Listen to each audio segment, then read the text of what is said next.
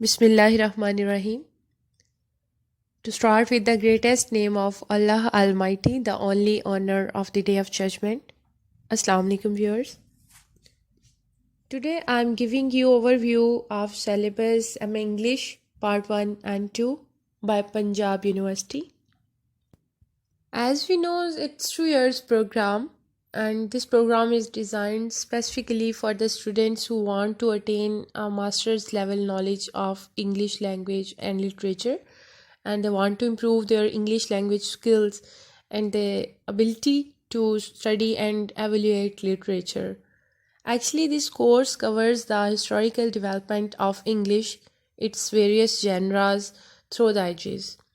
And the combination of language and literature enables students to see the integration of linguistic features and devices in literary text. Moreover, it initiates learners into the theoretical grounding of literature and offers study of literary texts in their social and historical contexts and ways of interpreting them, theories of learning and teaching language, and modern concepts of linguistics and literature as well. So basically, this program encourages students to study a wide range of texts, both past and contemporary, and consider the variety of theoretical and critical approaches of language and literature available at the beginning of 21st century. Through directed reading and focused discussion, students would be offered the opportunity to develop their skills in textual analysis and to extend their awareness of different ways of reading and creative writing. And the prime objective of the MA in English program is to enable students to read widely and critically a variety of English literary texts in their social, political, and historical contexts. Since students entering this program need to have a firm base of English communication skills, the first semester offers a foundational module of the language skills for them. So simply means कि आपको English language पे इतना अबूर होना चाहिए that you can create your own assignments by self writing, यानी कि आप अपने जहन में मौजूद मटेरियल को मोल्ड करते हुए एक प्रॉपर थियोरेटिकल एक असाइनमेंट वो आप प्रेजेंट कर सकें.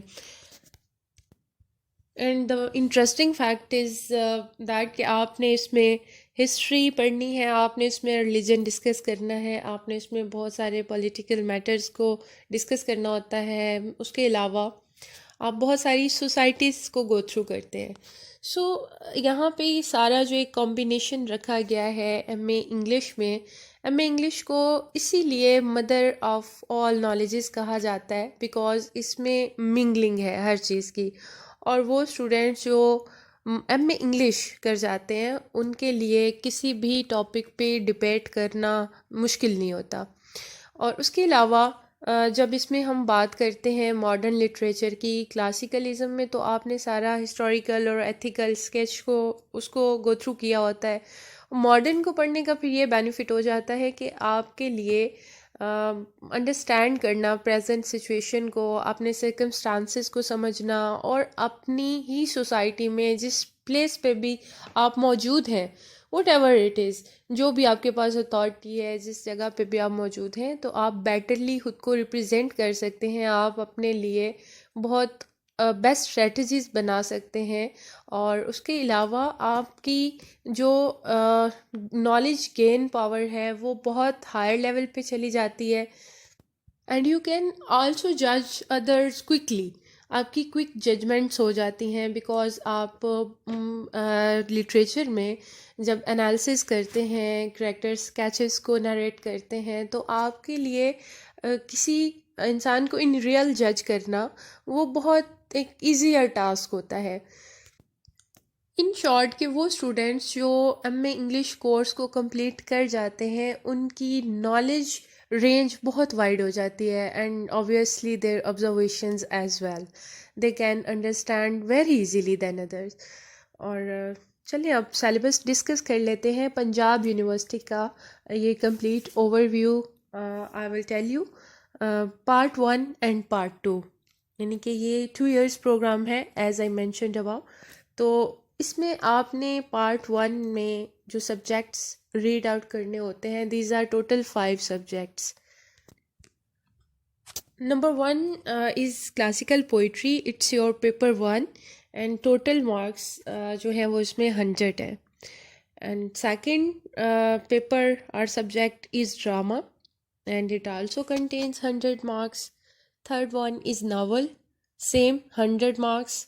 Fourth is prose, it also carries 100 marks. And lastly it's American literature, इसके भी 100 मार्क्स ही हैं टोटल। और टोटल आपके जो इस पूरे पार्ट में काउंट किए जाते हैं उसके 500 मार्क्स होते हैं। और 100 में आपके अगर 44 मार्क्स आते हैं देन आपको कंसिडर किया जाता है कि आप उस पेपर में पास हैं। उससे अगर आप कम लेते हैं तो वो सप्ली में काउंट होता है। देन आपने उसमें कोशिश तो ऑब्वियसली यही करनी होती है कि एटलीस्ट आप 50% ज़रूर गेन करें। और विद लिटिल बिट गाइडेंस ये इतना मुश्किल नहीं होता कि आप 50% अचीव कर लें। आपको जस्ट फोकस करना होता है, पेपर ट्रिक्स को, पेपर रूल्स को फॉलो करना होता है। और अगर आप अपनी परफॉर्मेंस 100% दे रहे होते हैं और उसी गाइडलाइन के मुताबिक जो कि आपको बताई गई है, तो फिर आप बहुत इजीली इसमें सेकंड डिवीज़न गेन कर सकते हैं। बिकॉज़ इसमें एक और बात जो आपको बहुत इंटरेस्टिंग लगेगी और बहुत सारे स्टूडेंट्स को ये चीज़ पता नहीं होती कि पंजाब यूनिवर्सिटी से प्राइवेट स्टूडेंट्स कभी भी फर्स्ट डिवीज़न गेन नहीं कर सकते। आज से कई साल पहले जो है वो फर्स्ट डिवीज़न किसी स्टूडेंट ने गेन की थी और उसके बाद अभी तक सेकंड ही चल रही है। तो इसलिए यूनिवर्सिटी के क्राइटेरिया के मुताबिक वो स्टूडेंट्स जो अब सेकंड डिवीज़न या हायर सेकंड डिवीज़न गेन करते हैं उस सेकंड को भी फर्स्ट ही कंसीडर किया जाता है। और ये सिर्फ़ और सिर्फ पंजाब यूनिवर्सिटी के क्राइटेरिया के मुताबिक है। अदरवाइज़ बाकी यूनिवर्सिटीज़ में फ़र्स्ट डिवीज़न ही फ़र्स्ट काउंट होती है। पहले हम पार्ट 1 के सिलेबस को कम्प्लीटली डिस्कस कर लेते हैं। जैसे कि आपको पता है कि it's first subject is classical poetry. The term classical, first of all you have to understand it what is classical, classical meanings क्या है और classical poetry ही क्यों किया गया है, इसको just poetry क्यों नहीं लिख दिया गया। Actually this term classical poetry is known for honoring tradition and exploring its subject with great depth and कुछ इसके characteristics are जो features हैं, these are passion and thought and concentrations at a specific subject, and witted style, conceited form. There are a large range of these elements or these features which we will found in classical poetry. So ये सारे का सारा जो आप इसमें syllabus पढ़ते हैं अपने फर्स्ट सब्जेक्ट में विच इज़ पोइट्री, ये क्लासिकल वर्क है। And the classical period was a golden age for literature. इसमें आप एंशियंट ग्रीक का एंड एंशियंट रोम का वर्क उसको डिस्कस करते हैं। उसके अलावा कुछ ऐसे राइटर्स भी हैं जो आपको 15-16 सेंचुरी के भी मिलते हैं। इवन के 18 सेंचुरी की भी अगर बात करें तो उसको भी क्लासिकल एज ही कहा जाता है because those writers was followed the classicalism of the ancient writers which was taken in a narrow sense to employ fine polish and external elegance. So ये सारा कुछ जो है ये क्लासिकलिज्म में आ जाता है, यानी कि इट इज़ क्लासिकल पीरियड, उसमें से ये सारी पोइट्री जो है उसको सिलेक्ट किया गया। Your first writer is John Milton. John Milton ने टोटल इसमें जो ऐड किया गया है इसका literary piece of work, it's Paradise Lost. Total इस पोएम की 12 बुक्स हैं, लेकिन जो आपके सिलेबस में ऐड की गई हैं वो बुक 1 और बुक 9 है, यानी कि आपने जस्ट ये 2 पोएम्स उनको उनकी टेक्सचुअल रीडिंग करनी होती है। जस्ट इन दो को आप रेडी करते हैं इसमें, बाकी जो बुक्स हैं वो आउट ऑफ सिलेबस है, उनको स्टडी करना इट्स नॉट मस्ट, बट अगर आपको उनकी समरीज का पता है, स्टोरीज का पता है, then it will be good for quoting some references. आप किसी मोस्टली जगहों पे रिलेट करने के लिए उसको सिलेक्ट कर सकते हैं। And your second writer is John Donne. John Donne की पोएम्स हैं कुछ जो आपने स्टडी करनी है। These are love and divine poems, यानी कि दो कैटेगरीज आपको मिलती हैं और ऑलमोस्ट ये आपकी जो पोएम्स बन जाती हैं ये 15 to 17 ऑलमोस्ट इतनी ही है जो आपने रेडी करनी है, और दोनों कैटेगरीज को अलग अलग करना होता है आपने। थर्ड इज चौसर। चौसर की एक प्रोलॉन्ग पोएम है जिसको कैंटरबरी टेल्स कहा गया है। उसमें डिफरेंट कैरेक्टर्स हैं which you have to study. Fourth writer और fourth poet is Alexander Pope. इसने मॉक एपिक लिखी है रेप ऑफ द लॉक के नाम से। उसमें एक बेसिकली स्टोरी है जिसको मॉकली, जैसे कि इसके नाम से ही पता चल रहा है, इट्स मॉक एपिक, यानी कि it's country of an real epic. उसमें आपने उस स्टोरी को डिस्कस करना है, डिफरेंट कैंटोज हैं उसके, वो आपने पढ़ने हैं। And fifth one is what and six is सरे। अब यहाँ पे एक चीज़ है कि ये टोटल वैसे तो काउंटिंग में 6 राइटर्स आ रहे हैं, लेकिन वाट एंड सरे इनको एक ही काउंट किया जाता है, ठीक है। तो टोटल बिकॉज इनकी बहुत शॉर्ट सी और यानी कि इतना वाइड रेंज ऑफ वर्क हमें इसमें नहीं मिलती, और इनकी आलमोस्ट सारी कैरेक्टरिस्टिक्स भी सेम है, एज वाज आल्सो सेम, और इवन कि आप जब दोनों को स्टडी करते हैं तो दोनों पोइम्स में आपको कोई ख़ास डिफरेंस नज़र नहीं आता। यानी कि अगर आप चाहते हैं कि आप इसको याद रखें अपने फर्स्ट क्वेश्चन के लिए, रेफरेंस टू द कॉन्टेक्स्ट है, तो उसके लिए आपको जस्ट बाय नेम और फोकस करके उन लाइंस को याद रखना पड़ता है, वरना इनमें बहुत सिमिलैरिटी है, सेम टू सेम। बाजू का ऐसा लगता है कि ये एक ही राइटर ने लिखी हुई है, but these are two different writers, Wyatt and Surrey. It's your paper 1 and your second paper is drama. Drama में भी ऑलमोस्ट आपने क्लासिकल या एंशिएंट वर्क ही पढ़ना है, और मॉडर्न की भी मिंगलिंग की गई है, यानी मॉडर्न प्ले भी एक इसमें इंक्लूड है। लेट्स सी कौन सा है। Number 1 is Oedipus Rex, written by Sophocles. ये एंशियंट ग्रीक में लिखा गया था, यानी कि कई 100 साल पहले की ये जो है ना आपको तसनीफ मिलती है या राइटिंग्स मिलती हैं। ये प्ले आपने करना है और इसको स्टडी करना है आपने, इसकी टेक्स्ट को। अब इसकी टेक्स्ट की अगर बात करें तो वो भी उसके बहुत सारे एडिशंस हैं और हर एडिशन में थोड़ा बहुत डिफरेंस है, but you have to focus on the depth और एट इंटरनल मीनिंग्स, यानी कि जो आपको उसका मीनिंग्स जो है वो आपको समझा जाए या आपको पता चल जाए कि लाइंस में डिस्कस क्या किया गया है, तो फिर आपके लिए वो थोड़ी बहुत जो डिफरेंस हो जाता है लाइंस में, उससे कोई ख़ास फ़र्क नहीं पड़ता। Your second play is doctor Faustus, written by Marlowe, और इसका भी ऑब्वियसली आपने पूरा टेक्स्ट पढ़ना है, it's very easy. Third one is Othello. अब ओथेलो शेक्सपियर के जो है वो एक्चुअली 2 प्लेज हैं, विंटर्स टेल और ओथेलो। इनमें से आप कोई भी एक कर लेंगे तो it will be enough for you. Fifth one is Oscar Wilde. ये राइटर है और इसने प्ले लिखा है इम्पोर्टेंस ऑफ बीइंग अर्नेस्ट के नाम से, और सिर्फ ये एक प्ले है या ये एक ड्रामा है जो मॉडर्न ड्रामा है, बाकी जो सारे हैं वो एंशियंट्स में आ जाते हैं, रेनेसांस में आ जाते हैं। ये सेकंड आपका सब्जेक्ट है। थर्ड सब्जेक्ट है नावल। नावल में तकरीबन सारा जो है वो हमें मॉडर्न लिटरेचर और क्लासिकल, लेकिन मॉडर्न की तरफ आप आएंगे तो वो थोड़ा सा ज़्यादा ये आफ्टर क्लासिकलिज्म, जस्ट आफ्टर क्लासिकलिज्म वो भी मिलते हैं। जैसे कि नंबर 1 पे राइटर है हमारे पास जेन ऑस्टन, और इनका नावल है प्राइड एंड प्रेजुडिस। सेकंड है Charles Dickens, a tale of two cities इनके नावल का नाम है।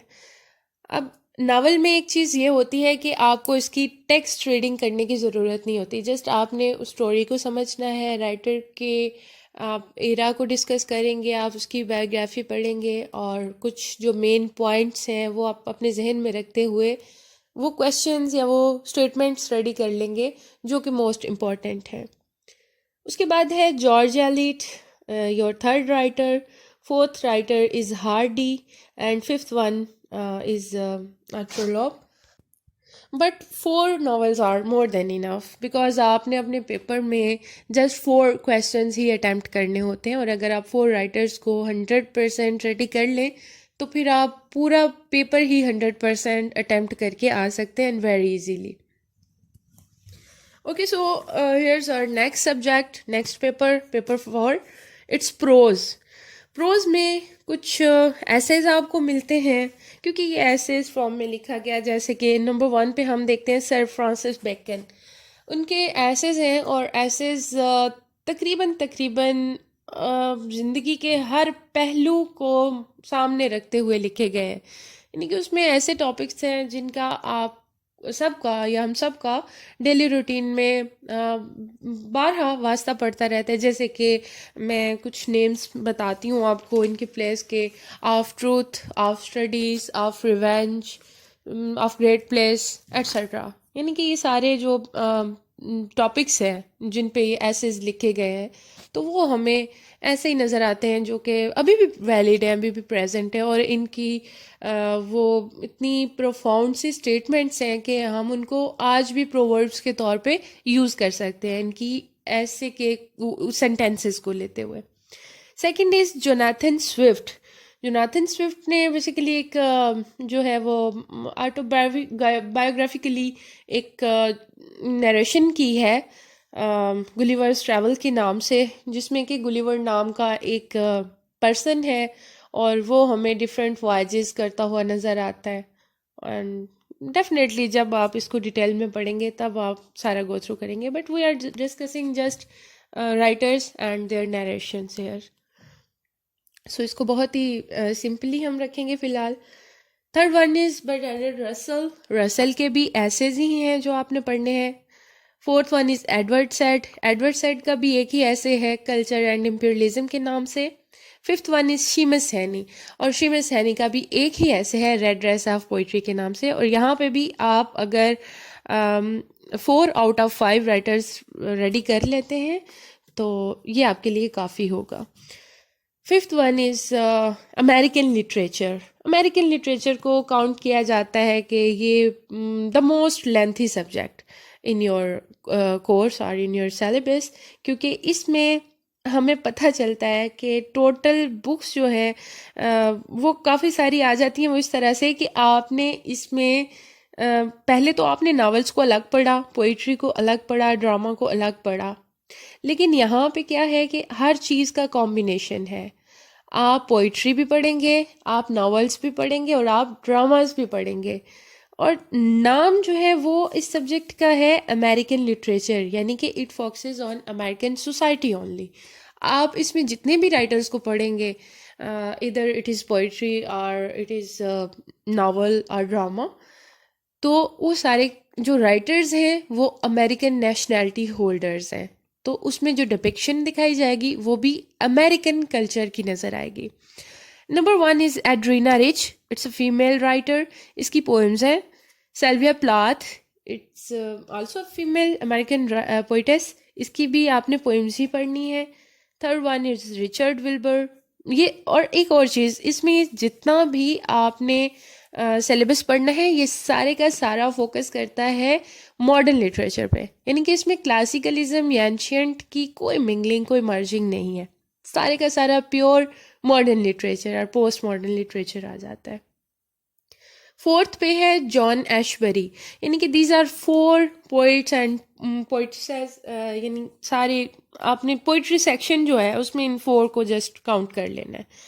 Fifth one is O'Neill and the Miller. ये 2 प्लेज हैं, 2 में से सिर्फ कोई एक कर लें, द क्रूसिबल कर लें या मॉर्निंग बिकम्स इलेक्ट्रा कर लें तो वो काफ़ी रहेगा। उसके बाद नावल सेक्शन है हमारा थर्ड और लास्ट। नंबर 1 पे है for whom the bell tolls, Ernest Hemingway का the most easiest novel. And second one is Jazz by Toni Morrison, and it's also very easy. इसमें आपने जस्ट एक या दो क्वेश्चंस होते हैं जो टोटली आपने तैयार करने होते हैं।